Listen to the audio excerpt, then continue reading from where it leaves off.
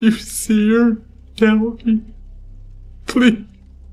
Picture the ultimate grieving husband, a man sitting in his suburban living room, surrounded by national news cameras, sobbing uncontrollably. He begs the public for help finding his missing wife. He organizes search parties, hands out flyers, and points fingers at the police, loudly accusing them of not doing enough to reunite his family. The nation watches, and the public breaks its heart for him. But the entire performance is a sickening, cold-blooded lie. While he weeps for the cameras, he is hiding a dark, butchered secret right under everyone's noses. Before the cameras ever arrived, Stephen Grant was a man consumed by his own inadequacies. He lived in the shadow of his brilliant, highly driven wife, Tara Lynn Grant. At 34 years old, Tara was a wildly successful business executive, managing massive corporate contracts. Her career demanded frequent travel, often taking her to places like San Juan, Puerto Rico. She was the undeniable breadwinner, bringing in the substantial income that funded their beautiful,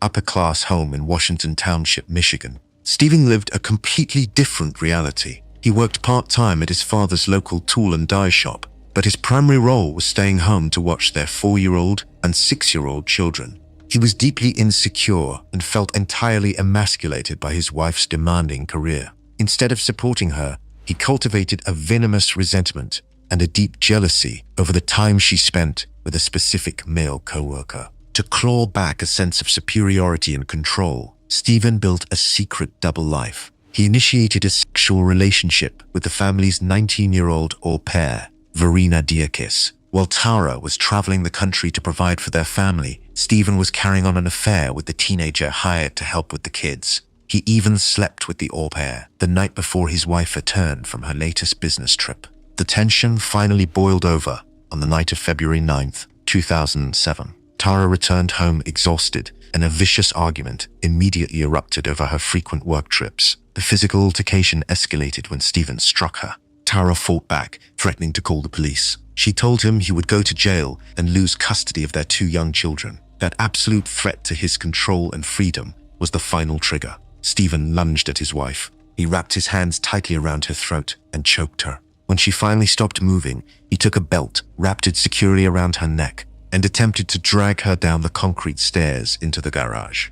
Under the dead weight, the belt snapped, and her head struck the concrete floor. Standing over the mother of his 2 children, Stephen made a cold, calculated decision to erase her entirely. He dragged her body into the trunk of her own SUV. Under the cover of darkness, he drove to his father's tool and die shop. Using his access to the industrial facility, he planned to systematically dismember his wife. He initially grabbed a tree saw, but the tool failed to cut. Forced to improvise, Stephen took heavy-duty bandsaw blades, broke them into large pieces, and wrapped a rag around one end to create a makeshift handle. He manually cut the body into 14 separate pieces. The psychological reality of his own actions took a severe toll. Stephen had to drink alcohol heavily throughout the gruesome process, vomiting multiple times as he worked. He packed her remains into black plastic garbage bags, placed them back into the trunk, and drove to Stony Creek Metro Park. He scattered all the bags, including the one containing her torso, deep in the frozen brush and snow. With the evidence concealed, Stephen returned home. In a display of utter depravity, police records indicate he continued to sleep with the 19-year-old au pair in the family home even after Tara was killed and dismembered. He waited 5 full days before formally reporting his wife missing. He crafted a detailed lie, claiming that after their argument, Tara got into a dark-colored vehicle waiting at the end of their driveway and vanished into the night. Then he weaponized the media. Stephen transformed himself into a tragic, helpless victim. He invited news crews into his home, weeping for the cameras and detailing his children's tears. He hired high-profile defense attorney David Green and a public relations firm, using them to aggressively accuse the police of harassing an innocent, grieving husband. Weeks passed, and the televised charade held up. But then, Stephen received a tip that a police search of Stony Creek Metro Park was imminent. Panic set in. Knowing the snow was beginning to melt, Stephen drove back to the park, successfully located the bag containing Tara's torso, and brought it back to their Washington Township home. He hid it inside a plastic bin in the garage, right under the noses of the police, who were constantly visiting the house. His arrogance was his ultimate undoing. On March 2, 2007, detectives arrived at the Grant home with a search warrant. The moment officers began coming through the property, the confident, media-savvy husband panicked. Stephen borrowed a friend's pickup truck and fled the neighborhood. When police opened the garage, they found the plastic storage bin. The gruesome discovery shattered the illusion Stephen had spent weeks building. His high-profile attorney, David Green, immediately and publicly withdrew as his legal counsel in a televised address. Search teams descended on Stony Creek Metro Park and recovered the rest of Tara's remains. A massive manhunt swept the state. Police did not just look at old records, they actively tracked Stephen's real-time cell phone pings. The signal moved over 200 miles north to the Mackinac Straits area. He had driven deep into the unforgiving wilderness of northern Michigan. He abandoned the truck and fled on foot into Wilderness State Park, hiding among the snow-covered trees. While freezing in the wilderness, Stephen placed a phone call to the 19-year-old au pair. He finally admitted he killed his wife, but cowardly minimized the extreme violence, claiming he just pushed her and she fell. Tracking dogs and a police helicopter scoured the landscape. They found Stephen hiding under a fallen tree, severely frostbitten and suffering from extreme hypothermia. He was airlifted to a hospital in Petoskey, Michigan. It was in that hospital bed, with his bravado entirely stripped away, that Stephen Grant gave a full, detailed confession to the murder and dismemberment. The courtroom proceedings brought a swift end to his lies. Right before the trial began on December 7, 2007, Stephen pleaded guilty to the mutilation of a corpse charge. The jury only deliberated on the homicide charge. The prosecution flew the 19-year-old au pair in from Germany to testify about the affair and the timeline of their sexual encounters before and after the murder. Despite the horrific, elaborate cover-up, the jury shocked the prosecution by returning a verdict of second-degree murder, determining the initial killing was not premeditated. However, the sentencing phase delivered absolute justice. Prosecutor Eric Smith addressed the court, stating that Stephen Grant was evil personified and that standard sentencing guidelines could not account for the sheer depravity of his actions. Judge Diane Druzinski completely agreed. She purposely deviated upward from the standard guidelines due to the extreme severity of the crime. She condemned his demonic, manipulative, barbaric, and dishonest actions, calling the entire case mind-numbing to the court. Stephen Grant was sentenced to 50 to 80 years in a Michigan state prison. He exhausted his state appeals in March 2010, when the Michigan Supreme Court affirmed his conviction. He remains incarcerated today and will not be eligible for parole until he is 80 years old. He will forever be remembered not as the tragic hero he played on television, but as the monster who butchered his wife and smiled through his tears. Imagine meeting the perfect guy. He is charming, handsome, and successful. He takes you on romantic dates and seems deeply invested in building a future with you. But he carries a heavy burden. He looks you in the eyes and reveals that he recently lost his wife, and the upcoming holidays will be his very first without her. You feel terrible for him. Your heart breaks for his tragic loss. But there is just one massive, horrifying problem. His wife is not dead yet. She's sitting at home, 8 months pregnant, completely unaware that her husband is already playing the grieving widower to his brand new girlfriend. To the outside world, Scott and Lacey Peterson were the ultimate American success story. They lived in a beautiful, comfortable home in the quiet, upscale neighborhood of Modesto, California. Lacey was 27 years old, radiant, deeply loved by her family, and heavily pregnant with their first child, a baby boy they had already named Connor. She spent her days excitedly preparing the nursery, shopping for baby clothes, and eagerly awaiting motherhood. Scott was a 30-year-old fertilizer salesman, bringing in a solid income to support his growing family. Behind closed doors, the reality was entirely different. Scott Peterson despised his life. He was drowning in roughly $23,000 of debt. He viewed his marriage as a financial trap and the impending birth of his son as the absolute end to his freedom. He did not want to be a father or a husband. He wanted to be debt-free, kid-free, and wife-free. He craved the unburdened, carefree lifestyle of a wealthy bachelor. In late November 2002, Scott met Amber Fry, a single mother and massage therapist living in Fresno. He immediately initiated a passionate, secret double life. He showered Amber with attention, acting like a man with absolutely no strings attached. but Scott knew he could not maintain the charade forever while living with a heavily pregnant wife. Instead of pursuing a messy, expensive divorce, he formulated a permanent solution. The digital footprint of his premeditation was chilling. On December 8, 2002, Scott sat at his computer and searched for San Francisco Bay tides, ocean currents, and boat ramps. He specifically searched for the weather conditions at the Berkeley Marina for the morning of December 24th. The very next day, December 9th, he purchased a 14-foot aluminum boat using his own name. He completely hid the purchase from Lassie and his family, and he purposefully failed to register the watercraft with the Department of Motor Vehicles. To finalize his plan, he went to his warehouse workspace.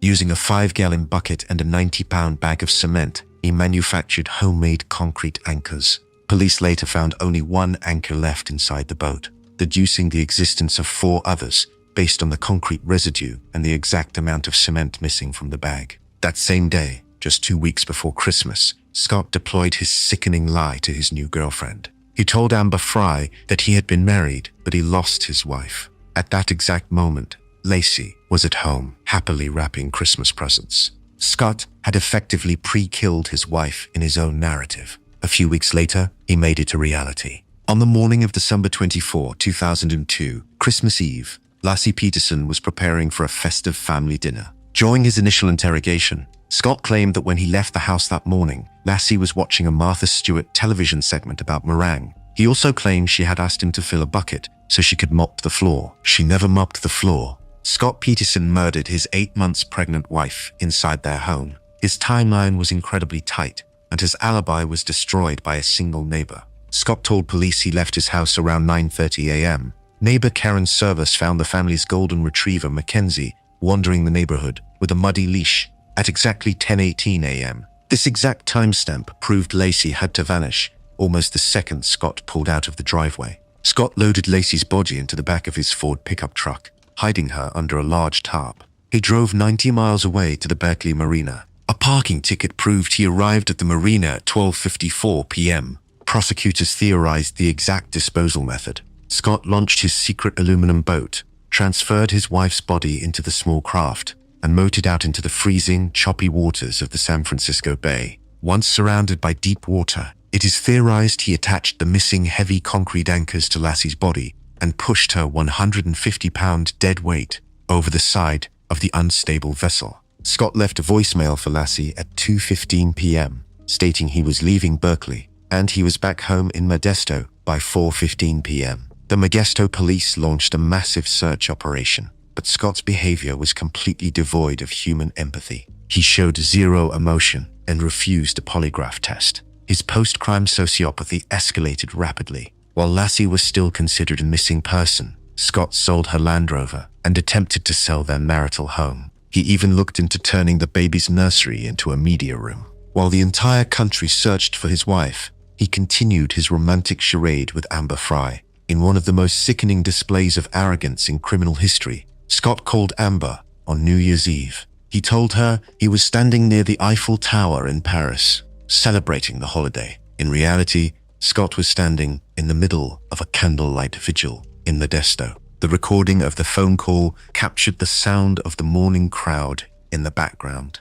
The double life completely imploded on January 23, 2003, when Lassie's family officially found out about his affair. The very next day, Amber Fry held a massive televised press conference confirming her romantic relationship with Scott, completely shattering his public image as a grieving husband. The cold waters of the San Francisco Bay eventually gave up Scott's horrific secret. In mid-April 2003, a massive, violent storm churned the bay. The intense tidal activity and natural decomposition caused the bodies to separate from the concrete weights. On April 13th, the well-preserved body of baby Connor washed ashore. The very next day, the heavily decomposed torso of Lassie Peterson washed up just 1 mile away. Because her remains were missing the head and internal organs, a precise cause of death could never be medically determined by the coroner. Knowing the bodies had been found, Scott Peterson made a desperate run for the border.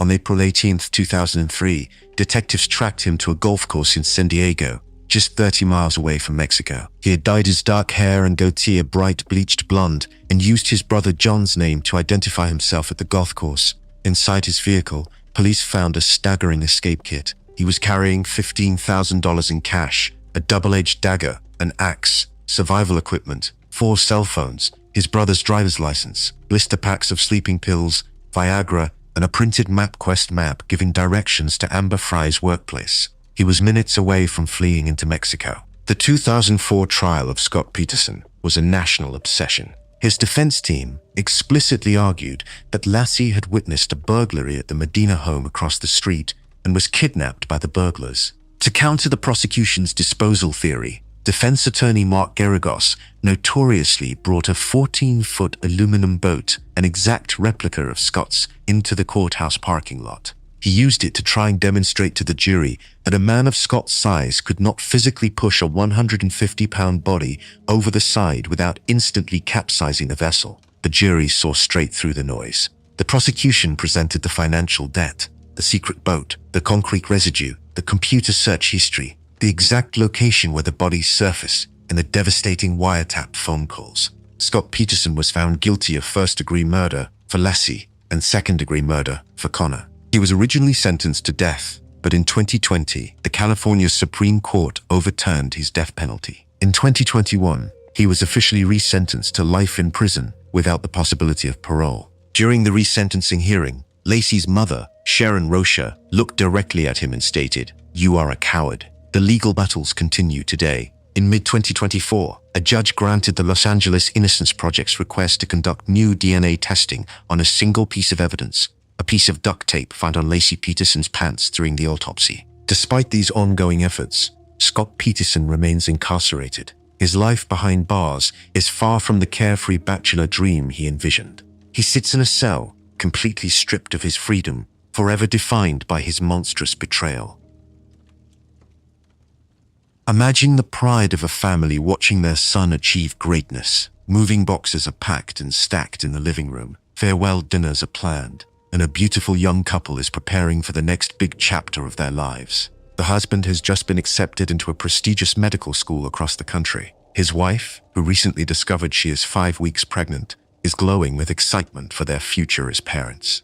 The community admires them. Their families are thrilled. But the entire scenario, right down to the cardboard boxes sitting in their apartment, is a complete and utter fabrication. The husband is not going to medical school. He has never even graduated college. And to protect this sprawling, pathetic web of lies, he is willing to slaughter his own family. Mark and Lori Hacking were viewed as the perfect, successful Mormon couple living in Salt Lake City, Utah. Mark came from a family of intense, high-achieving professionals. His father was a highly respected pediatrician, one of his brothers was a doctor, and his other brother was an electrical engineer. The pressure to succeed and maintain the family's legacy of academic excellence was immense. But instead of putting in the actual work, Mark Hacking chose to build his entire existence on a foundation of deceit. For years, Mark convinced his wife, his parents, and his in-laws that he was a dedicated, hard-working college student. He faked his way through his entire adult life. He never graduated from the University of Utah. Despite telling everyone he walked away with a degree,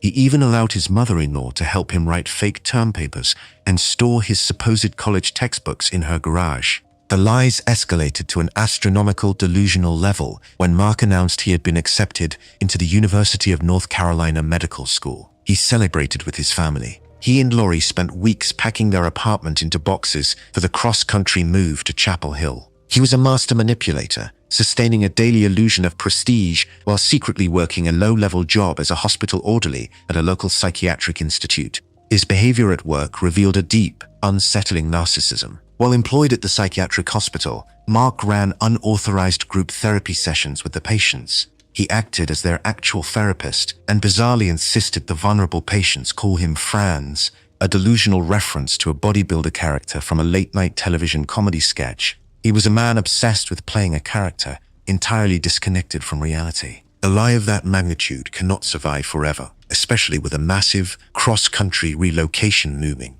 On Friday, July 16, 2004, the facade violently imploded. Lori, a 27-year-old financial worker at a Wells Fargo brokerage, was trying to finalize their moving plans. She made a routine phone call to the University of North Carolina to inquire about financial aid for her husband's upcoming semester. The university administrator delivered a crushing dose of reality. They informed Lori that Mark Hacking was not enrolled. He had never even applied to their medical school. Lori was shattered. The betrayal was absolute. Co-workers watched as she abruptly left the office early that afternoon, visibly upset and sobbing uncontrollably. The man she loved, the man she was preparing to have a child with, had been lying to her face for their entire marriage. The tension inside the Hacking apartment reached a fatal breaking point on the night of July 18th. A massive argument erupted when Lori finally confronted Mark about his fabricated education, the fake medical school acceptance, and the devastating reality that their entire life was a sham. Instead of begging for forgiveness or facing the reality of his monumental deception, Mark chose violence. After the intense confrontation, Lori went to bed, physically and emotionally exhausted. Mark stayed awake. He sat in the living room and played video games on his Nintendo console. He paced around the apartment, surrounded by the moving boxes packed for a life that did not exist. In his later confession, Mark attempted to minimize his monstrous intent, claiming he simply came across his .22 caliber rifle while packing boxes, and that the discovery of the weapon triggered a spur-of-the-moment decision. It was a pathetic excuse to mask a calculated execution. Mark picked up the rifle, walked into the couple's bedroom, stood over his sleeping, pregnant wife, and shot her directly in the head. He did not panic. He immediately transitioned into a methodical cover-up. Mark wrapped his wife's body in black plastic garbage bags. Knowing the mattress was soaked with physical evidence, he used a knife to cut off the bloody pillow top and rolled it up. Under the cover of darkness, Mark drove to the University of Utah Neuropsychiatric Institute, his actual place of employment. He callously threw his wife's body into a commercial trash dumpster. He tossed the murder weapon in a second bin and the bloody mattress top in a third. He literally threw his family away like garbage to protect his fragile ego. He thought he was moving in total secrecy, but police later worked with a technology company to enhance digital video recordings from at least 16 different security cameras near the university, perfectly verifying his movements around the dumpsters on the night of the murder.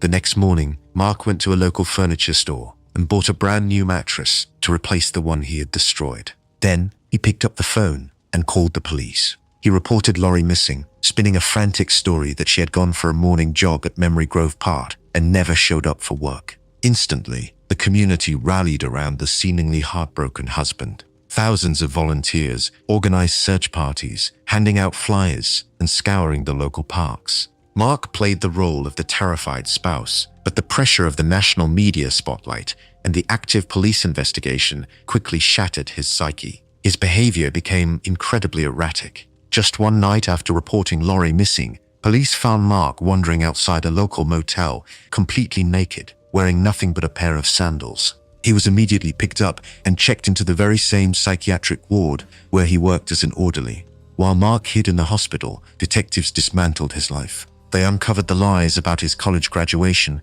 and the fake medical school acceptance. They searched his apartment and found human blood on a knife, the headboard, and a bed rail. DNA tests quickly confirmed the blood belonged to Lori. The definitive break in the case came from Mark's own family. On July 24th, his two older brothers, Scott and Lance, visited him in the psychiatric ward. Knowing Mark was heavily medicated, the brothers explicitly asked the hospital staff to delay his medication so he would be entirely lucid during their conversation. During that visit, the brothers confronted him. Stripped of his lies and his medication, Mark finally snapped. He looked directly at his brothers and plainly stated, "Lori's dead and I killed her." Horrified by the cold truth, his brothers immediately went to the police and relayed the confession. With the confession secured, the investigation shifted from a rescue mission to a grim recovery operation. Because Mark had thrown Lori into a commercial dumpster, investigators knew exactly where her body had ended up. The search of the Salt Lake County landfill was a grueling, horrific undertaking.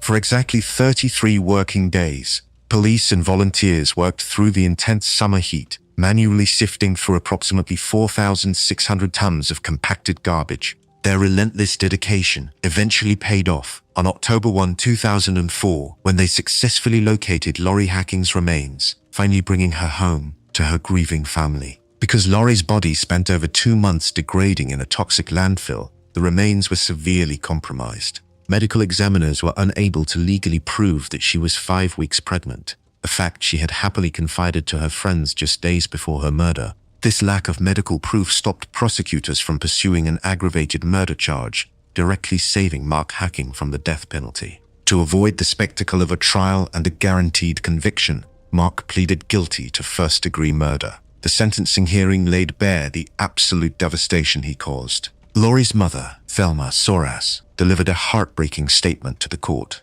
She revealed the gruesome reality of Mark's actions, stating that out of her beautiful 115-pound daughter, she was only able to bury 15 pounds of bone fragments and teeth recovered from the trash. When given the chance to speak, Mark offered a twisted apology, stating, "I put them in the garbage, and they rotted out at the landfill. I'm tormented every waking minute by what I did." The judge was entirely unmoved by his words. She sentenced him to the mandatory term of 6 years to life in prison, but explicitly noted on the record that she would strongly recommend to the parole board that he be held for a very long time.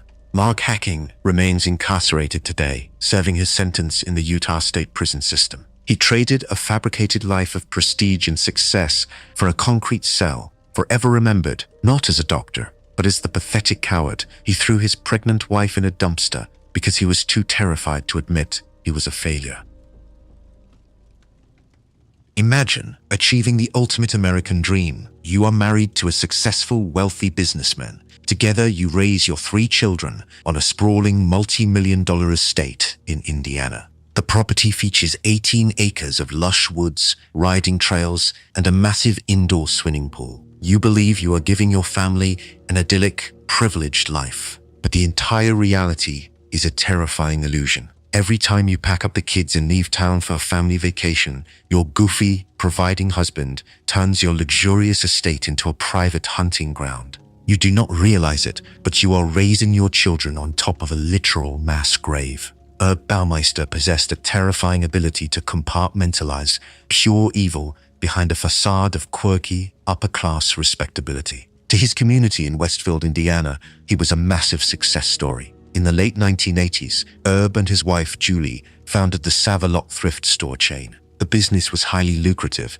turning the Baumeisters into prominent, wealthy figures. The massive profits allowed them to purchase Fox Hollow Farm, an 18-acre equestrian estate that served as the ultimate symbol of their financial triumph. Herb played the role of the eccentric but harmless father perfectly, but the darkness inside him was present long before he ever made his fortune. As a teenager, his father, who was an anesthesiologist, had him psychologically evaluated due to his highly disturbing behavior. The doctors diagnosed Herb with paranoid schizophrenia and antisocial personality disorder. He exhibited an intense fascination with dead animals and human waste. He was a deeply disturbed apex predator with an insatiable bloodlust, masking his true nature behind a tailored suit and a retail empire. Long before he bought his estate, Herb hunted on the open road. He is the prime suspect for the I-70 Strangler murders, a string of at least 11 young men and teenage boys who were found strangled to death and dumped along the interstate between 1980 and 1991. But when the Save-A-Lot money rolled in and he purchased Fox Hollow Farm, Herb no longer needed the dark highways. He moved his hunting ground to his own backyard. The sprawling acreage of Fox Hollow Farm was not just a status symbol, it was a logistical necessity for a serial killer. The property was heavily wooded and entirely isolated from prying eyes. Whenever his wife took the children on vacation, Herb initiated his sickening double life. He drove into the nearby city of Indianapolis and aggressively cruised the local gay bars, specifically targeting the 501 Club. He operated under the fake name Brian Smart. He was charming, well-dressed, and weaponized his wealth to lure men back to his massive estate. He targeted vulnerable individuals, men who lived on the margins of society or were estranged from their families, knowing their disappearances would not immediately trigger a massive police response. Once he brought these men back to Fox Hollow Farm, the trap snapped shut. He typically lured them into the lavish indoor swimming pool area. There, in the absolute privacy of his multi-million-dollar home, he strangled them to death, often utilizing a heavy pool hose to extinguish their lives. The disposal of the bodies was an exercise in cold, calculated butchery. Herb dragged the lifeless bodies out into the deep woods of his own backyard. He poured flammable liquids over the remains and burned them.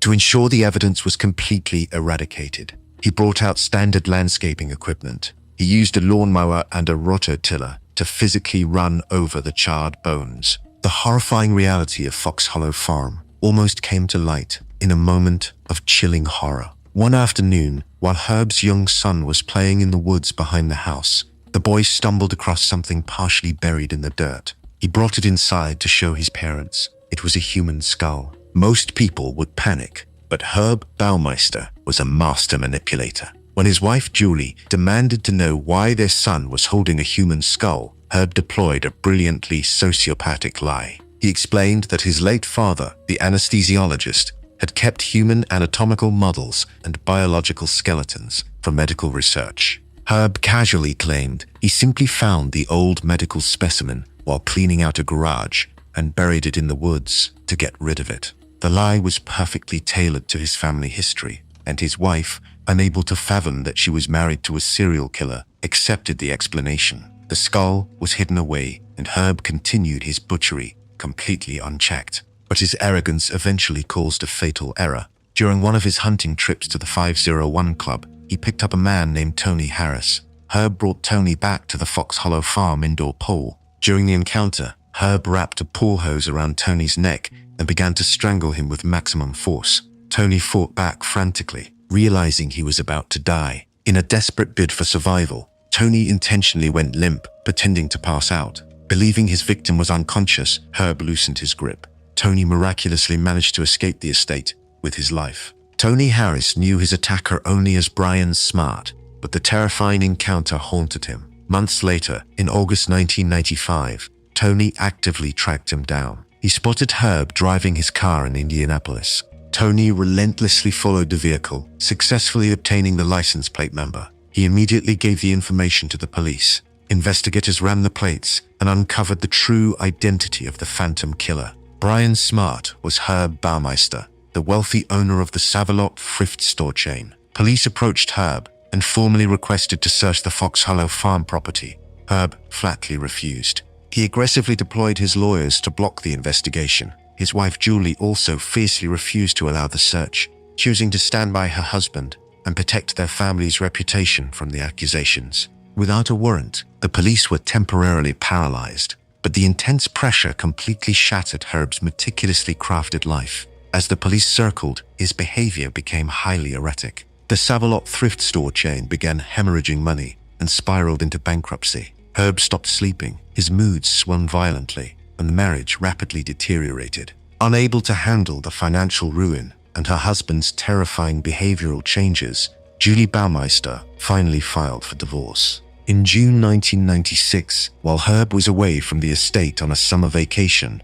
Julie finally granted investigators full permission to search the grounds of Fox Hollow Farm. When the police entered the woods behind the multi-million-dollar home, they stepped into a waking nightmare. The search teams began sifting through the dirt in the creek bed. They did not find intact bodies. They found an industrial-scale slaughter ground. Investigators unearthed over 10,000 crushed human bone fragments scattered across the property. The goofy, providing father, was officially unmasked as one of the most prolific serial killers in American history. But Herb Baumeister never faced a judge or a jury. The moment he realized the police were digging up his backyard, the wealthy businessman ran like a coward. He fled across the border into Ontario, Canada. On July 3, 1996, as the entire country watched the horrifying excavation of his property on the nightly news, Herb pulled his car into Pinery Provincial Park. He took a revolver, pointed it at his own head, and pulled the trigger. He left behind a rambling 3-page suicide note written on yellow notepad paper. In a final display of absolute narcissistic sociopathy, he spent the entire letter complaining about the failure of his thrift store business and the breakdown of his marriage. He specifically apologized for messing up the provincial park with his suicide. He never wrote a single word about the murdered men, and he entirely omitted any mention of the 10,000 human bone fragments in his backyard. He took his secrets to the grave. Despite Herb dying in 1996, the massive crime scene he left behind is highly active today. Between 2023 and 2025, the Hamilton County coroner renewed the investigation into the Fox Hollow Farm remains. Using advanced forensic genetic genealogy, investigators are finally pulling DNA from the crushed fragments, actively identifying the victims Herb tried to erase. Decades after their murders, men like Daniel Thomas Halloran, Alan Livingston, Jeffrey Jones, and Manuel Resendez are finally getting their names back, exposing the absolute monster that hid behind the walls of a multi-million-dollar estate.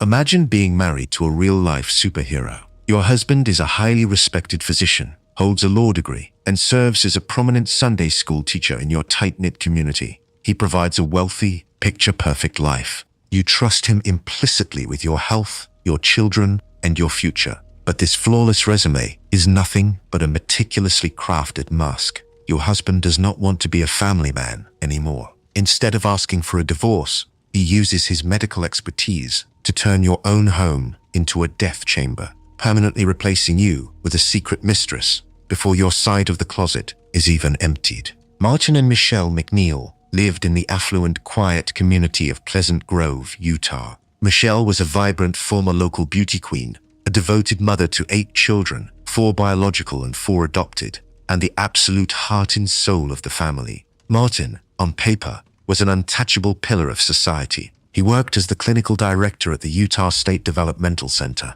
People looked up to him as a beacon of morality and success. Behind the degrees and the religious facade, Martin was a malignant narcissist, a prolific fraud, and a pathological liar. His entire life was built on stolen valor and deception. He falsified his college transcripts to con his way into medical school and law school. He faked his military records, falsely claiming he suffered from bipolar and antisocial disorders to illegally collect veteran benefits for decades. His domestic life was equally fraudulent. Between 2005 and 2007, he engaged in at least 2 secret affairs, entirely betraying the wife who had stood by him for 30 years. The darkness inside Martin extended far beyond infidelity. During a prior affair with a woman named Anna Osborne Woolful, Martin casually bragged about his terrifying past. He confided in her that he had previously murdered some of his own patients to avoid treating them. Even more horrifying, he claimed he killed his own brother, Rufus Roy McNeil, by pushing his head under the water and drowning him in a bathtub. This was not just a boastful lie. Investigators later confirmed that his brother was indeed found dead in a New Jersey bathtub years earlier. Martin McNeil was a predator who viewed human life as entirely disposable. By early 2007, Martin was deeply involved in a passionate affair with a woman named Gypsy Willis. He wanted his wife dead to start a new life with his mistress, and he laid out a calculated, cold-blooded foundation for murder. To deflect tension and rearrange his finances without raising suspicion, Martin openly lied to his church and community, claiming he had terminal cancer. He manipulated his neighbors' sympathies while secretly plotting his wife's execution.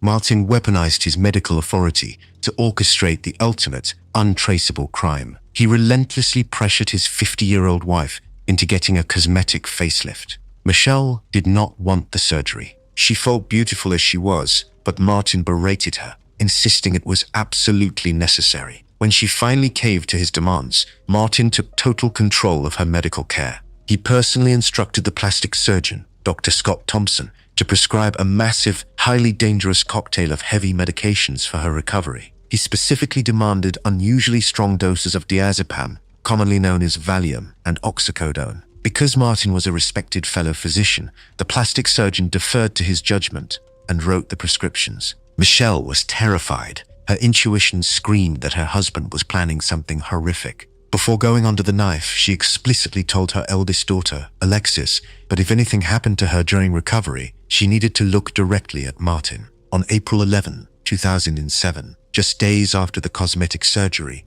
Michelle was recovering at home. Her face was heavily bandaged, and she relied entirely on her husband for care. Martin executed his plan perfectly. He intentionally over-medicated her, feeding her a lethal combination of painkillers and sedatives that rendered her completely comatose. He then placed his heavily drugged wife into the family bathtub. Because there were no witnesses in the bathroom, the exact physical sequence of her final moments became the prosecution's central theory. Prosecutors theorized that Martin held his helpless wife underwater to finish the job, mimicking the exact method he claimed to have used on his brother. To build an airtight alibi and maximize the psychological trauma, Martin purposefully left the house to pick up his 6-year-old adopted daughter from school. He orchestrated the timing perfectly so that his young daughter would be the one to walk into the bathroom and discover her mother's lifeless body submerged in the water. When the child screamed, Martin rushed in and played the role of the frantic, grieving doctor. He called emergency services and performed fake, performative CPR for the paramedics to solidify his innocence. Because of his prestigious medical credentials, the initial death was ruled an accident caused by the combined effects of heart disease and drug toxicity. The medical examiner simply did not question the word of a respected physician. Martin thought he had committed the perfect crime. His post-murder behavior was a masterclass in sheer depravity. Just 2 weeks after burying his wife, Martin moved his secret mistress, Gypsy Willis, directly into the family home. He introduced her to his grieving children as their brand new nanny. Gypsy had zero childcare experience. She ignored the children entirely, spending her days locked in the master bedroom with Martin. To fund his new life, Martin and Gypsy completely erased the identity of one of Martin's adopted daughters, who had been sent back to Ukraine. Gypsy assumed the fake identity of Gillian Giselle McNeil, stealing the young girl's social security number to open fraudulent bank accounts and establish a fake credit history. Martin's absolute lack of morality extended directly to his surviving children. Just 1 month after murdering Mikhail, Martin sexually abused his adult daughter, Alexis, while she was sleeping in her deceased mother's bed in the master bedroom. Martin believed he was an untouchable mastermind, but he severely underestimated his daughters. Alexis and her sisters knew their father was a monster. They refused to accept the accidental death ruling and launched a relentless, years-long crusade for justice. They badgered the Pleasant Grove Police Department, gathered physical evidence, and exposed the affair with Gypsy Willis.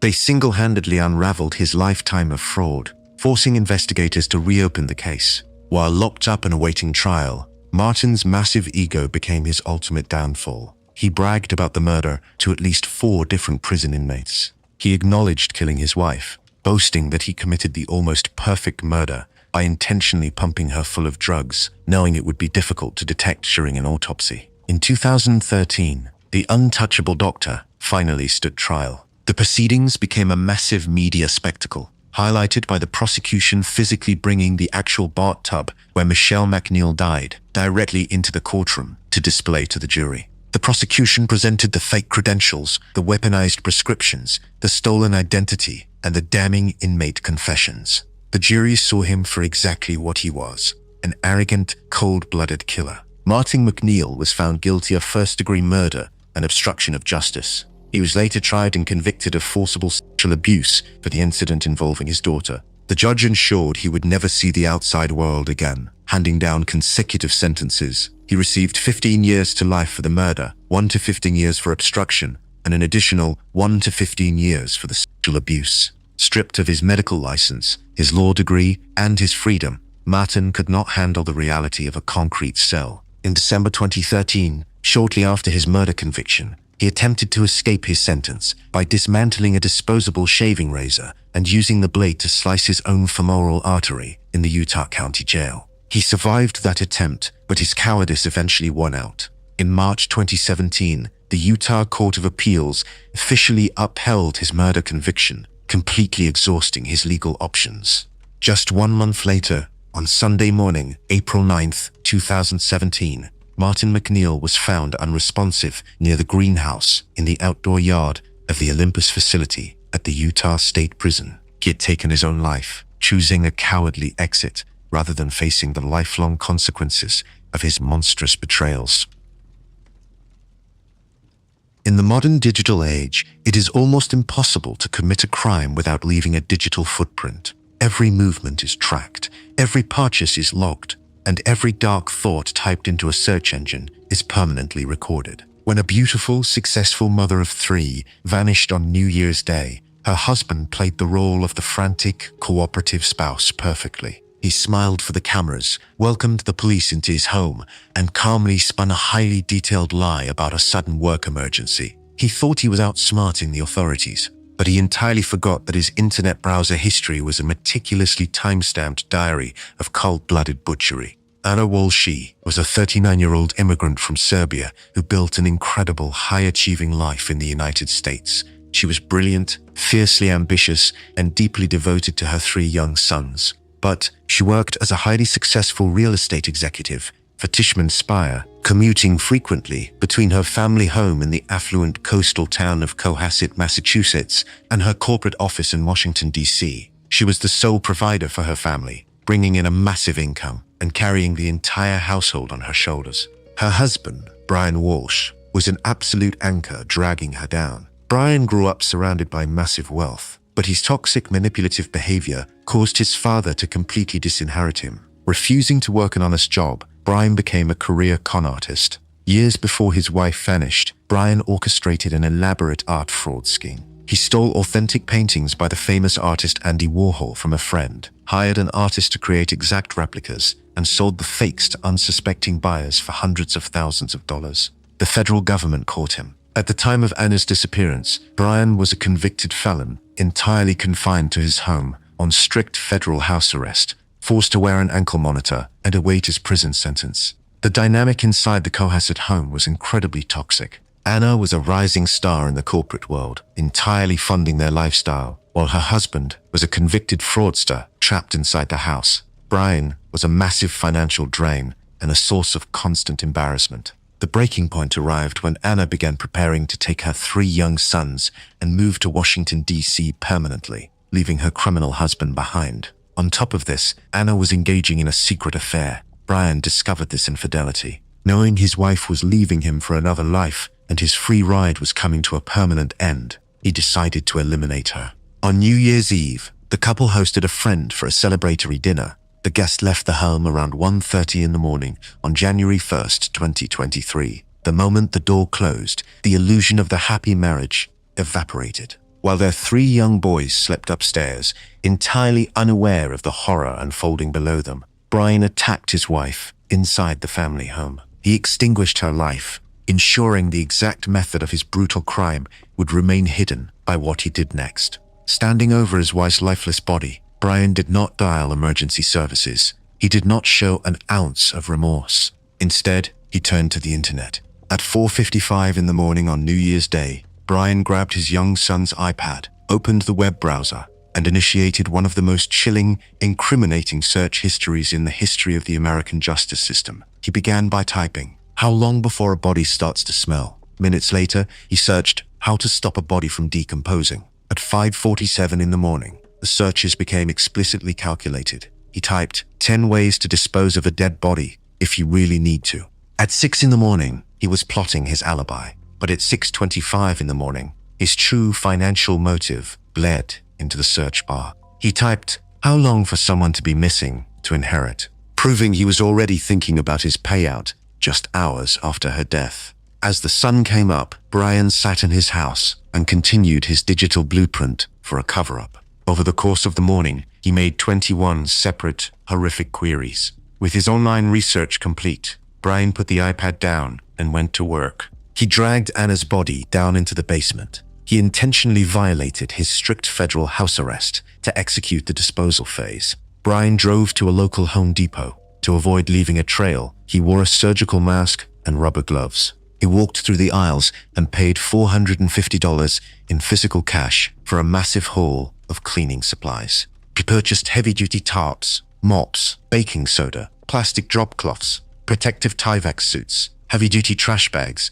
and a hatchet. He returned to the Cohasset home and turned his basement into a kill room. Wearing the protective Tyvek suit, Brian systematically dismembered his wife. He packed her remains and his blood-soaked tools into 10 specific heavy-duty trash bags, meticulously cleaning the basement floor to erase the physical evidence of his butchery. Over the next few days, he drove around the state of Massachusetts, utilizing dumpsters at apartment complexes and heavy industrial trash compactors to scatter the bags. He treated the mother of his children like common household garbage. Brian was so incredibly arrogant that he did not even bother to report his wife missing. He waited until January 4th, 3 days after the murder, when Anna's employer in Washington, D.C. called the Cohasset police. The company was highly alarmed because their most dedicated executive had missed her scheduled flights and failed to show up for work. Once Brian realized Tishman Speyer was looking for her and had already contacted authorities, he was forced into a corner and formally reported her missing himself. When police arrived at the home to conduct a wellness check, Brian played his part perfectly. He was calm, collected, and highly cooperative. He spun a detailed lie, claiming that Anna woke him up around 6 in the morning on January 1st. He told detectives she said she had a sudden work emergency, gave him a kiss, ordered a rideshare vehicle, and left for the airport before the sun came up. The police launched an immediate investigation, and Brian's fabricated timeline violently collapsed within hours. Detectives contacted the rideshare companies. No car was ever ordered to the house. They checked the airline manifests. Anna never boarded a flight. They pinged her cell phone. The data proved her phone never left the perimeter of the family home on New Year's Day. Investigators secured a search warrant for the Cohasset house. When they walked down into the basement, the facade was completely shattered. Despite his $450 cleaning spree, Brian was incredibly sloppy. Police found a damaged, blood-stained knife hidden in the basement. On January 8th, Brian Walsh was formally arrested for misleading a police investigation. As officers led him out of the police station in handcuffs, surrounded by flashing cameras and national news crews, Brian did something that absolutely disgusted the public. He looked directly into the cameras and flashed a chilling, arrogant smirk. He firmly believed his Google searches were correct. He believed that because he had successfully disposed of the body, the police would never be able to charge him with murder. He was entirely wrong. Investigators pulled his cell phone tower data, tracking his exact movements over the days following the murder. The digital trail led them directly to a series of dumpsters and a massive trash transfer station in Peabody, Massachusetts. Detectives halted the industrial trash compactors and began a grueling, hazardous search through the mountains of raw garbage. They successfully intercepted the 10 specific heavy-duty trash bags Brian had dumped as a gruesome disposal kit. Inside, they found an undeniable collection of absolute proof. They recovered the hatchet, a hacksaw, a bloody Tyvek suit, and the exact cleaning supplies he purchased on surveillance camera at Home Depot. They also found deeply personal items belonging to his wife, Anna's hunter boots, her Prada purse, a portion of her necklace, and her COVID-19 vaccination card.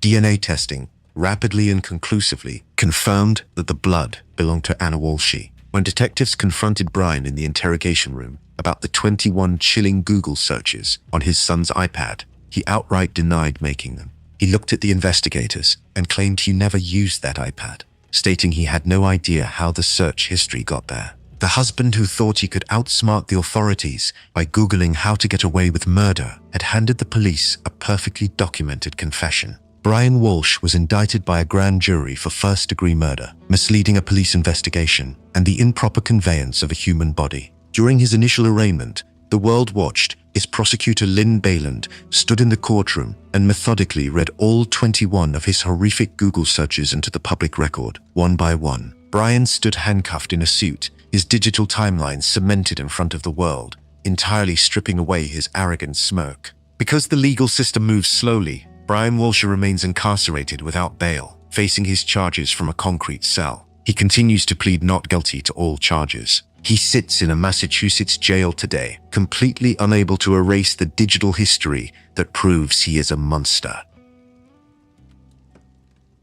Imagine a wealthy, highly respected medical professional. He fixes teeth, smiles for his patients, and goes home to a sprawling house in an upscale neighborhood. To the outside world, he is the absolute picture of upper-class stability and success. But beneath the polished, wealthy veneer hides a fragile, deeply dangerous ego. This is a man who demands absolute control over his environment and everyone in it. And when the women in his life decide they no longer want to be with him, he does not just let them walk away. He executes them.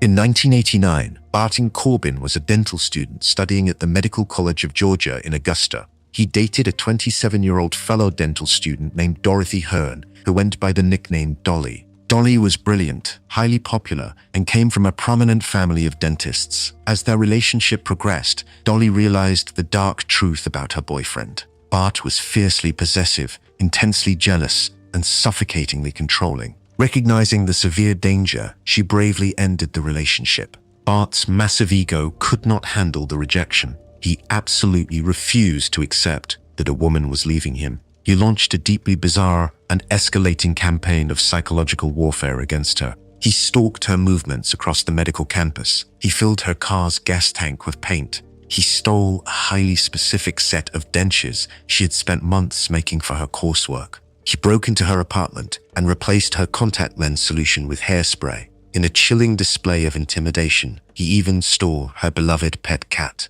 Dolly was terrified. She explicitly warned her friends and family that if anything ever happened to her, Barton Corbin was responsible. In July 1990, Dolly Hearn was found dead inside her Augusta apartment. She had a single gunshot wound to the head. A .38 caliber handgun was resting neatly in her lap. The scene was a textbook execution, but Bart had meticulously staged it to look like a woman who had given up on life. Despite the obvious signs of foul play, and despite the relentless pleas from her family that she was not suicidal, local authorities completely fumbled the case. They officially ruled her death as suicide. Bart Corbin walked away completely free. He graduated from medical school, secured his dental license, and began building his wealthy empire. Fast forward 14 years to 2004. Dr. Barton Corbin is a highly successful, wealthy dentist operating a lucrative practice in the Atlanta suburbs. He is married to 33-year-old Jennifer Corbin, a beautiful, devoted mother. They live in a massive, expensive home in Beaufort, Georgia, raising their two young sons, 7-year-old Dalton and 5-year-old Dylan. To the community, Bart is the ultimate provider and a dedicated family man. The reality inside the Beaufort home was a living nightmare.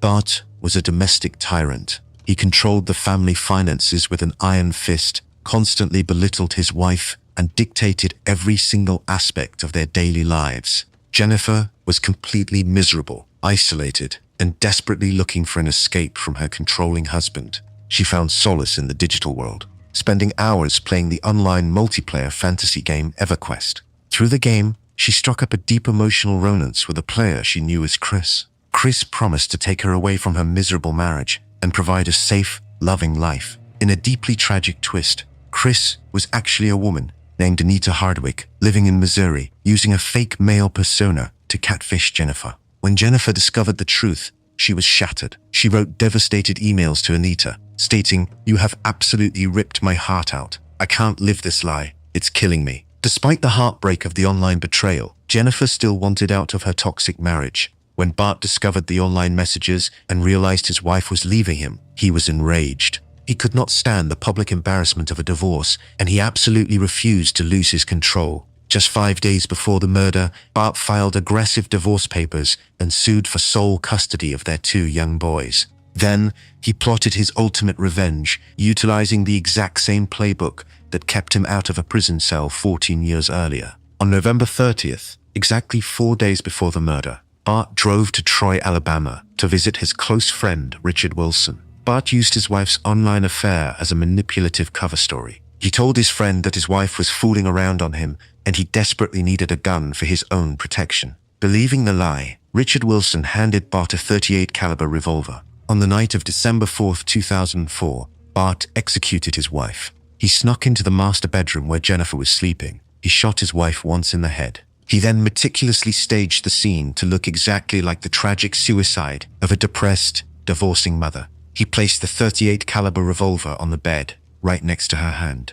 To complete the horrific tableau, he deliberately took his recent divorce filings from the Gwinnett County Superior Court and placed the legal papers directly under Jennifer's shoulder on the bed. In an act of pure, unforgivable cruelty, Bart purposefully left the house and drove to his brother Bob's home to spend the night. He intentionally left his wife's body in the bed, perfectly aware that his 2 young sons would wake up the next morning and find her. He weaponized his own children's trauma simply to build his alibi. The next morning, 7-year-old Dalton walked into the master bedroom and found his mother dead. He ran frantically to a neighbor's house to get help. When Bart's brother Bob broke the news to him that Jennifer was dead, Bart played the role of the shocked husband perfectly, running up the stairs and physically faking throwing up in the bathroom. Bart expected the police to take one look at the gun, note the divorce papers on the bed, and declare it a suicide, exactly like they did in 1990. He completely underestimated modern forensics. The scene was clumsily staged.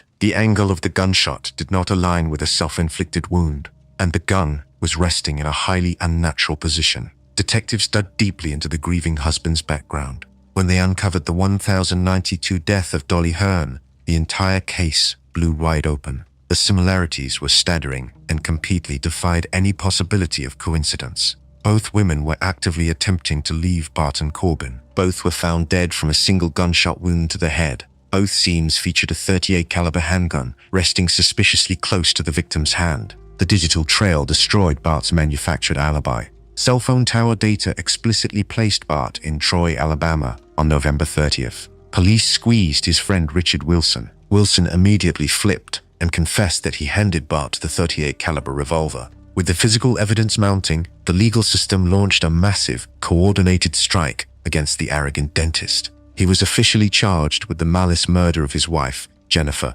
Simultaneously, prosecutors in Richmond County reopened their cold case and charged him with the 1990 malice murder of Dolly Hearn. The man who thought he had committed two perfect crimes was suddenly facing two separate murder trials, and the state was actively seeking the death penalty. But Bart Corbin maintained his absolute innocence, hiding behind his high-priced defense attorneys. But 4 days into jury selection, the master manipulator finally broke. His defense team learned that Richard Wilson had completely flipped and was ready to testify. Placing the exact murder weapon directly into Barton Corbin's hands was the final nail in the coffin. Facing a guaranteed conviction and a lethal injection, Bart stood before the judge and abruptly entered a guilty plea for the malice murders of both Dorothy Hearn and Jennifer Corbin. To spare the families the agony of two separate, massive trials, the prosecution accepted the plea deal. The judge sentenced Barton Corbin to 2 concurrent life terms in a Georgia state prison, allowing for the possibility of parole. He became legally eligible for parole after serving 15 years, but he has been continually denied release. He remains incarcerated in a Georgia Department of Corrections today, stripped of his wealth, his control, and his freedom. On April 27, 2007, the college officially awarded Dolly Hearn her Doctor of Dental Medicine degree, ensuring she will forever be remembered as Dr. Dorothy Hearn, a brilliant woman whose light was extinguished by a cowardly tyrant.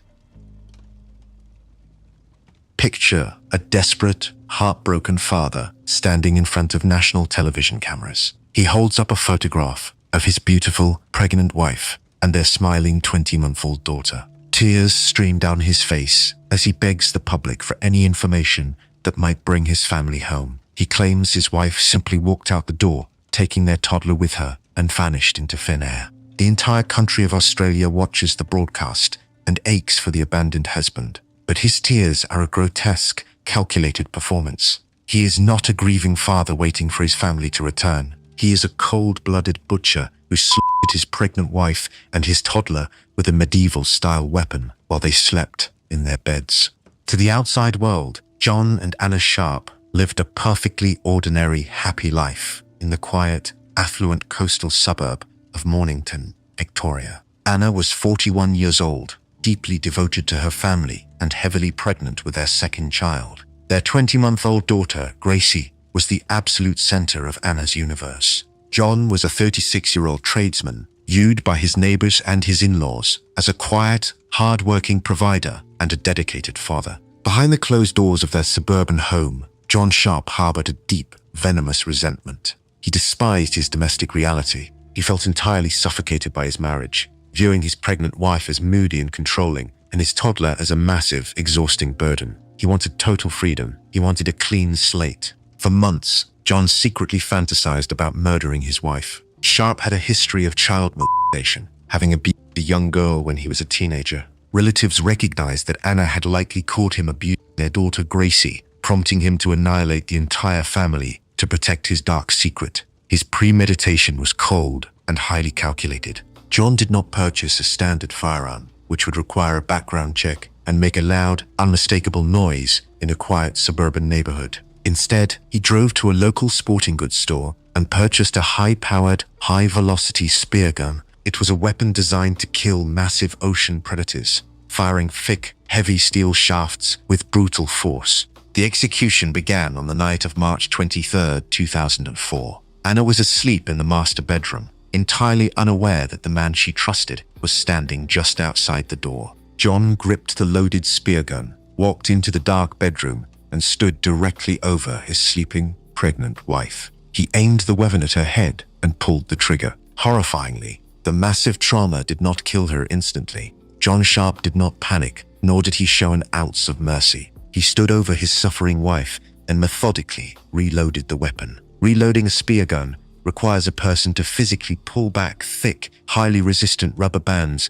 and lock them into place before inserting a new steel shaft. It takes time, extreme physical effort, and absolute intent. John locked the bands, loaded a second spear, and fired again. Displaying an absolute absence of human empathy, John Sharp did not flee the house. He coolly walked downstairs, unfolded a sofa bed, and went to sleep for the night, while his murdered wife lay in the room above him. The next morning, John buried Anna in a shallow grave in their own backyard, but he still had a massive problem living inside the house, his 20-month-old daughter, Gracie. For the next 4 days, John played the role of a dedicated single father. He woke up, fed his toddler, bathed her, and put her to sleep in her crib. Inside his mind, a sickening debate raged. He heard voices in his head debating his daughter's fate, telling him he had to finish the job. He convinced himself that Gracie needed to be with her mother. What John did next is one of the darkest details in criminal history. Needing more ammunition to kill his own child,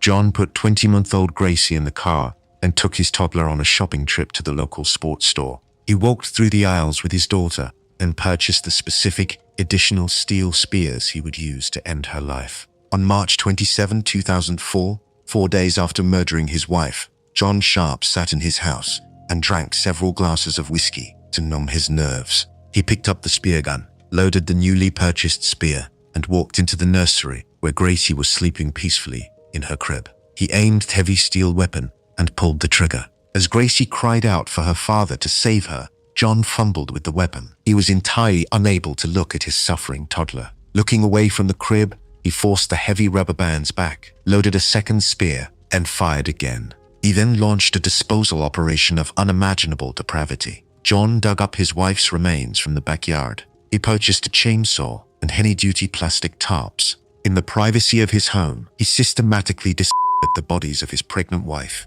and his toddler. He packed their remains into plastic bags and threw them directly into the local municipal wheelie bins, treating his own family like common household garbage. With the physical evidence hauled away to a landfill, John Sharp began his psychological manipulation. He told Anna's family and friends that she had simply run away with another man, taking Gracie with her. He actively used Anna's ATM card at least 5 times after her death to lay a false digital trail, suggesting she was still alive, moving around the state, and spending money. To completely solidify his lie, he hacked into Anna's personal email account. He sent fake messages to her grieving mother, Lily Gebler, pretending to be Anna. He wrote that she was happy, living in another city, and asked her family to stop looking for her. John thought he was a mastermind, but his arrogance triggered his immediate downfall. The fake emails backfired spectacularly. Lily Gebler knew her daughter perfectly. Anna never used email to communicate with her family. She strictly preferred weekly phone calls. The bizarre timing, the out-of-character medium, and the highly noticeable grammatical errors in the text proved to Lily that a stranger was typing the messages. Instead of giving her false hope, the emails prompted Lily to immediately escalate the case with the police. While detectives quietly built their case, John weaponized the media. He invited national news crews into his home, weeping on camera and begging the public for help. But the police were entirely unmoved by his theatrical tears. They traced the IP addresses of the fake emails and proved they were generated from John's own computer inside the Mornington house. Armed with this digital proof, police secured a search warrant. When forensic teams entered the home, they pulled up the floorboards and utilized chemical blood tracking agents. The house lit up. They found massive amounts of blood evidence soaked into the subflooring of the master bedroom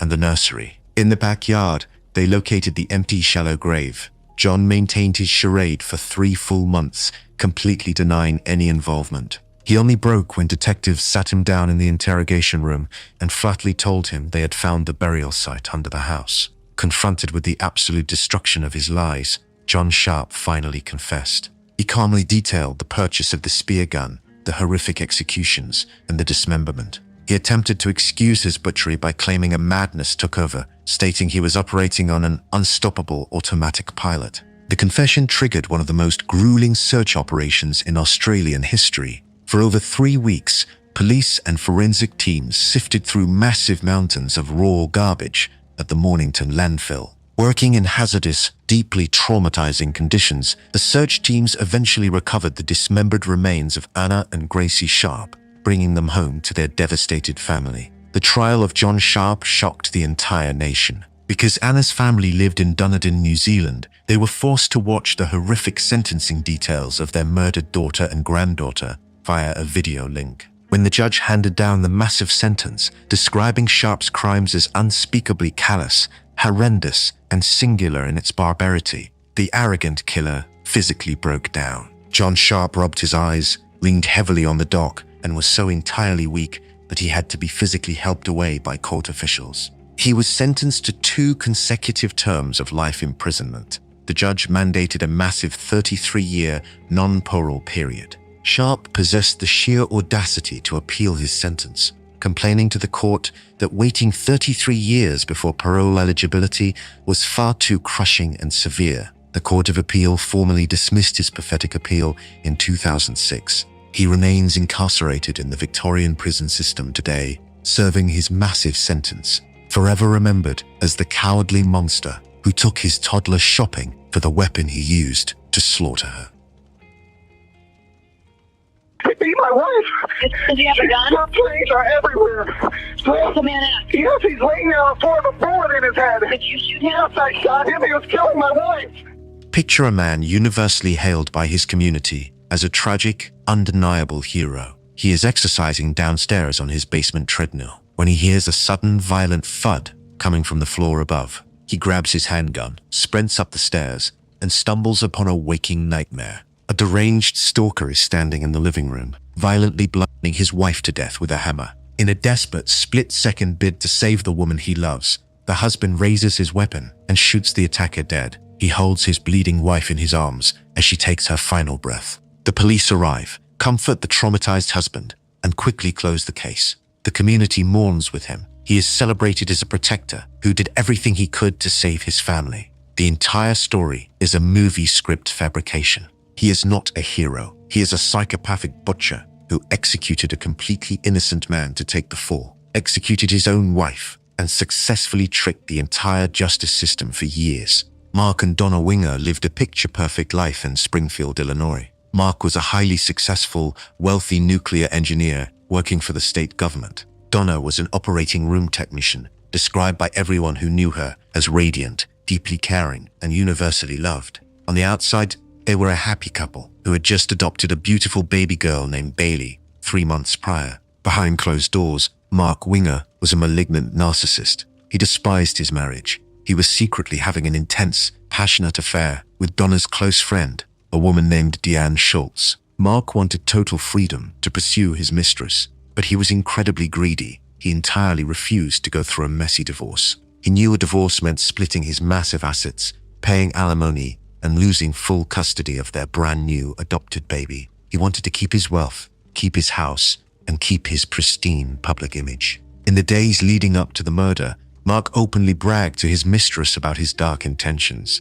He explicitly told Deanne that it would be much easier if Donna just died. He mapped out a plan to find a gullible patsy he could lure to the house to take the blame. In August 1995, the perfect victim fell right into his lap. Donna Winger returned from a trip to Florida and took an airport shuttle van from St. Louis back to Springfield. The shuttle driver was a 27-year-old man named Roger Harrington. During the long drive, Harrington behaved erratically. He drove at excessive speeds and talked bizarrely about out-of-body experiences, making Donna highly uncomfortable. When she finally arrived home, Donna immediately called the shuttle company and filed a formal complaint. Because of her call, Roger Harrington was temporarily suspended from his job. When Donna told her husband about the frightening driver, Mark did not comfort her. He immediately recognized the ultimate opportunity. Mark secretly picked up the phone and called Roger Harrington. He lured the vulnerable, suspended driver directly to the Winger home under the guise of a business meeting, telling Harrington they needed to talk and clear the air so he could get his job back.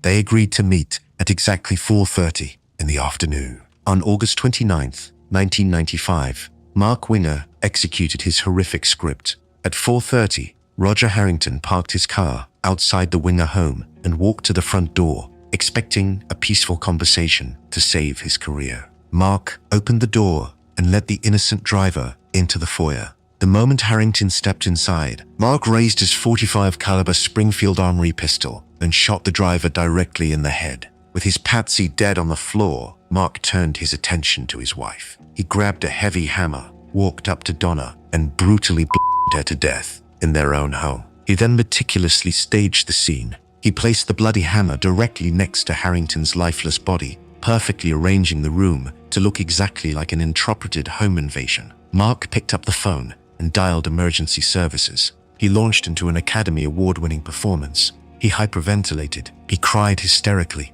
He spun his lie about being on the treadmill, hearing a thud, and running upstairs to shoot the intruder who was attacking his wife. The Springfield police walked right into the trap. They saw the wealthy nuclear engineer crying. They saw the suspended shuttle driver lying dead on the floor with a hammer next to him. They knew about Donna's prior complaint. The narrative fit perfectly. Detectives completely bought the story, offering Mark their deepest condolences. Within days, the local prosecutor officially ruled the shooting justifiable homicide. The case was closed. Mark Winger walked away completely free. He collected massive life insurance payouts. He lived an untouchable life of wealth and prestige. In a display of pure sociopathy, he quickly dumped his secret mistress, Deanne Schultz, and eventually married the young nanny he hired to watch his adopted child. He completely replaced his family and lived out his fantasy as a wealthy, heroic whittler. His post-crime arrogance was staggering. Mark actively annoyed the police detectives who helped clear his name. Detective Charlie Cox noted that Mark kept coming into the police station,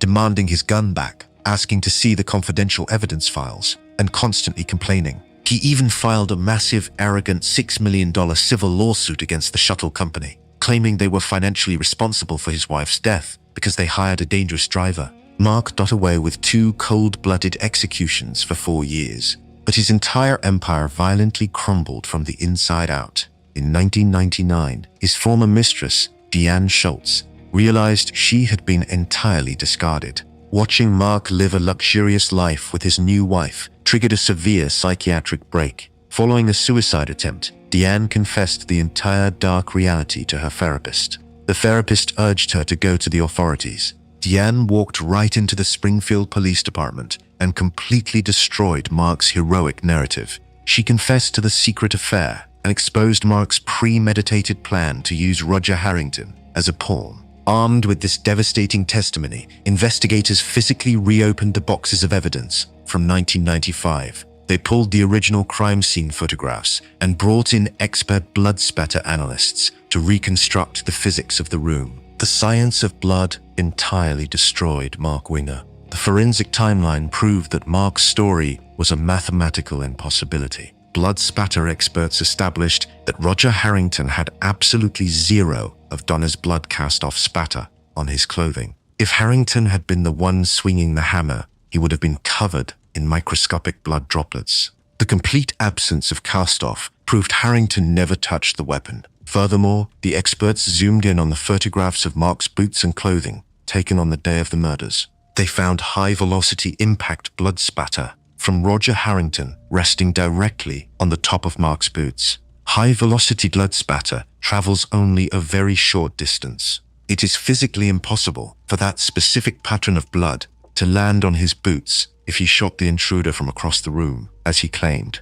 The physics proved unequivocally that Mark Winger was standing directly over Roger Harrington, shooting him point blank from above. Detectives then searched the vehicle Roger Harrington had parked outside the Winger home on the day of the murders. Inside the car, they found a piece of paper with Mark Winger's name and the time 4:30 p.m. written on it. It was absolute proof that Mark had scheduled the hit and lured the innocent man to his death. In 2001, 6 years after he manipulated the entire city, police arrested Mark Winger for 2 counts of first-degree murder. The 2002 trial was a total dismantling of his life. The prosecution laid out the secret affair, the perfectly timed setup of the shuttle driver, the arrogance of the civil lawsuit, and the undeniable reality of the blood spatter physics. The jury saw straight through his expensive suits and his fabricated tears. Mark Winger was found guilty of double murder and sentenced to life in prison without the possibility of parole. But the narcissism of Mark Winger did not stop at the prison gates. While sitting in a maximum security concrete cell, completely stripped of his wealth and his freedom, he decided he was still the smartest man in the world. He hatched a brand new plot to exact revenge on the people who put him behind bars. In 2005, Mark actively attempted to hire a hitman from inside the prison. He targeted his former mistress, Deanne Schultz, who had testified against him. He also targeted a wealthy childhood friend named Jeffrey Gelman, who had outright refused to post his massive bail. Mark provided the hitman with a highly detailed 19-page handwritten document containing precise maps to the target's houses, daily schedules, and instructions on how to bypass security. He thought he was orchestrating a mafia-style hit from his cell. In reality, the hitman he was negotiating with was an undercover police officer named Terry. The authorities caught his entire assassination plot on hidden audio recording devices. The tapes revealed a level of greed and psychopathy that shocked even seasoned investigators.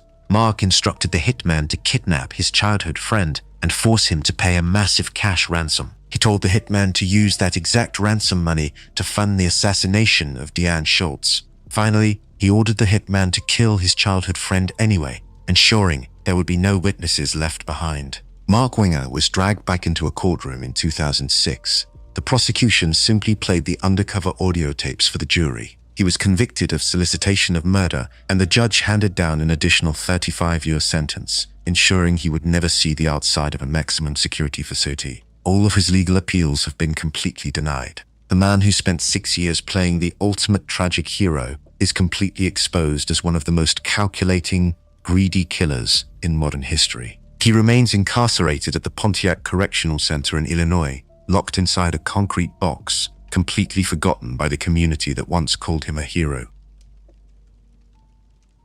Picture a devoted husband kissing his wife and newborn daughter goodbye. He grabs his keys and tells his family he is heading to his rented garage studio to work long hours on his passion project. He is an independent filmmaker, and he claims he needs the isolated space to build sets, edit footage, and direct actors. His wife supports his dream, completely unaware of the terrifying reality waiting at the end of his commute. The movie set is actually a fully functional, plastic-wrapped kill room, meticulously designed to mimic a hit television show. While his wife thinks he is bringing a script to life, he is actually torturing, butchering, and dismembering an innocent man. Mark Twitchell lived in Edmonton, Alberta. He presented himself to the world as a hard-working, ambitious independent filmmaker. He directed a low-budget fan film and desperately craved Hollywood fame. To fund his lifestyle and his projects, he heavily relied on his wife, maxing out her credit cards and draining their finances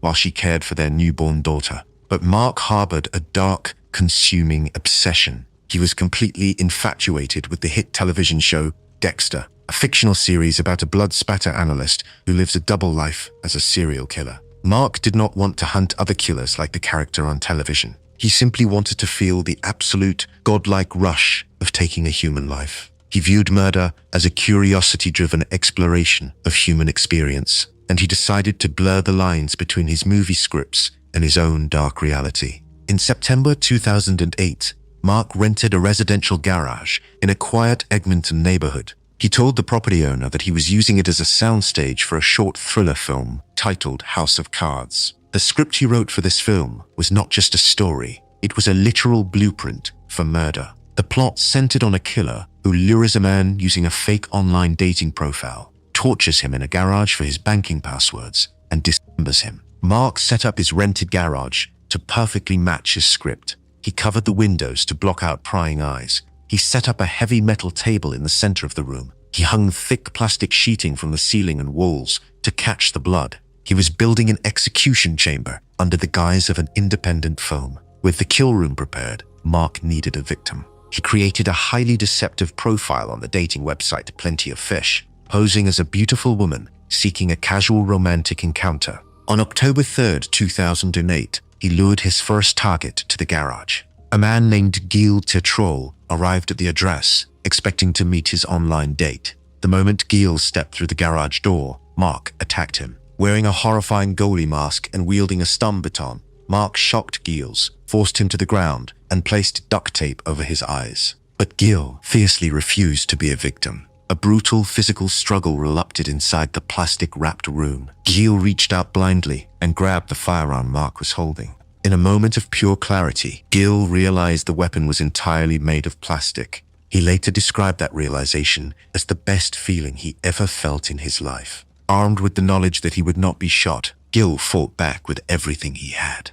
He rolled out from under the garage door and scrambled into the driveway, but Mark grabbed him by the legs and violently dragged him back inside the kill room. Gil fought free a second time, broke away from his attacker's grip, and ran into the night, successfully escaping with his life. Out of deep embarrassment and fear, Gils did not immediately report the bizarre attack to the police, leaving Mark completely free to set his trap a second time. Enraged by his failure, Mark's bloodlust only intensified. He went right back to the dating website and continued posing as the fictional woman. 1 week later, on October 10th, 2008, he successfully lured 38-year-old John Brian Altinger to the exact same garage.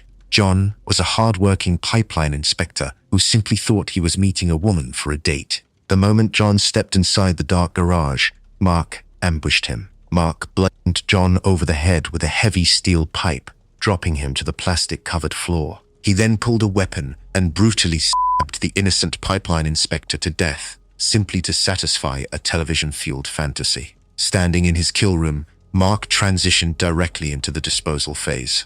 He initially attempted to completely burn John's body in a large metal barrel. When the fire failed to destroy the remains, he resorted to butchery. He packed the severed remains into black garbage bags. In a terrifying display of absolute sociopathy, Mark left the bloody garage, drove back to his family home, and got into bed. He slept peacefully next to his oblivious wife and newborn daughter, just hours after slaughtering a man. The next day, he loaded the garbage bags into his vehicle, drove to a nearby alleyway, and dropped John's body parts deep down into a municipal storm drain. To buy himself time and cover his tracks, Mark executed a highly invasive digital cover-up. He physically broke into John Altinger's condominium so he could access the local internet network. Using John's own computer, Mark sent emails to John's friends and employer. The fake emails claimed that John had spontaneously met a wealthy woman named Jen and decided to run off with her on an extended tropical vacation to Costa Rica. But Mark completely underestimated John's friends.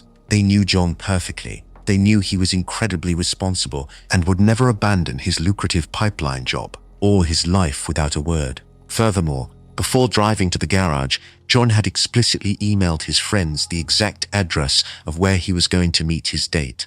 Highly suspicious of the bizarre Costa Rica story, John's friends broke into his condominium to look for clues. They immediately destroyed Mark Twitchell's entire lie. Sitting right there in the condo was John's passport, sitting alongside a pile of unwashed dishes. It was absolute proof that John had not packed for an international trip and had never left the country. When John's friends reported him missing, they handed the police the exact address of Mark Twitchell's rented garage. Detectives approached the filmmaker, and Mark immediately spun a bizarre, fabricated story. He claimed he met John Altinger entirely by chance. According to Mark's lie, John told him he was leaving for Costa Rica with a wealthy woman and had no need for his Mazda 6 vehicle. Mark claimed John sold him the car on the spot for $40 in cash. Knowing the police were closing in, Mark mass emailed his own friends, urging them to stop talking to the investigators. He wrote to them, claiming the police lie and make things up, and instructed everyone to exercise their right to silence.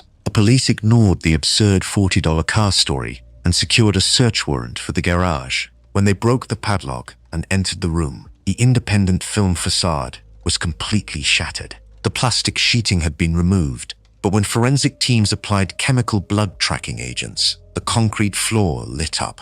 There were massive, undeniable amounts of human blood soaked deep into the concrete. Police swiftly arrested Mark Twitchell. They seized his personal laptop, and the digital forensics experts uncovered a 42-page goldmine of absolute depravity. Mark had attempted to permanently delete a specific document from his hard drive, but investigators easily recovered it. The file was titled SK Confessions, which stood for Serial Killer Confessions. It was a meticulously detailed digital diary documenting his entire horrific journey. The document explicitly stated his guilt in the opening lines. Mark wrote, "This story is based on true events. The names and events were altered slightly to protect the guilty. This is the story of my progression into becoming a serial killer." In the document, Mark explicitly detailed his failed first attempt with Gilles Tatreau. He detailed the brutal, successful murder of his second victim. He complained about the immense physical effort required to dismember a human body with a handsaw. But the most chilling entry detailed his twisted, psychological thrill. Mark wrote about the absolute godlike high of the kill, stating, "This experience changed my sense of place in the world forever. I felt stronger, somehow above other people. I felt like the proud owner of a very dark secret that no one would ever be in on." The 2011 trial of Mark Twitchell became a massive international media spectacle, facing an absolute mountain of forensic evidence and his own 42-page diary. Mark's massive ego compelled him to take the stand in his own defense. He boldly admitted to the jury that he wrote the SK Confessions document. He fully admitted to dismembering John Altinger and dumping him in the sewer. But he presented a pathetic, desperate defense strategy. He claimed the actual death was self-defense. He argued that John Altinger became enraged upon learning the dating profile was just a prank for a movie and attacked him, forcing Mark to fight back. The jury rejected his fabricated lies entirely. The digital diary read exactly like a full confession, detailing precise, premeditated facts that entirely disproved any claim of self-defense. Mark Twitchell was found guilty of first-degree murder. The judge handed down the mandatory sentence for the charge: life in prison without the possibility of parole for 25 years. He officially dropped his legal appeals in 2012, sealing his fate. He sits today in the Bowden Institution, a medium-security prison in central Alberta. He lost his family, his freedom, and his delusional dreams of Hollywood fame. He is permanently stripped of his camera equipment and his props, forever remembered not as a brilliant, visionary filmmaker, but as a pathetic copycat butcher who entirely destroyed his own life just to mimic a television show. From the husband who wept on national television while hiding a butchered secret in his garage, to the man who staged a home invasion to play the ultimate hero, the stories of these 10 men represent the absolute peak of marital betrayal. They are the providers who preyed, the protectors who slaughtered, and their sick double lives leave a permanent scar on our understanding of human trust. They are, without question, among the most evil husbands in criminal history. If you found this exploration into these shocking cases compelling, please hit the subscribe button and turn on notifications. Share your thoughts on these stories in the comments below. Which case did you find the most disturbing?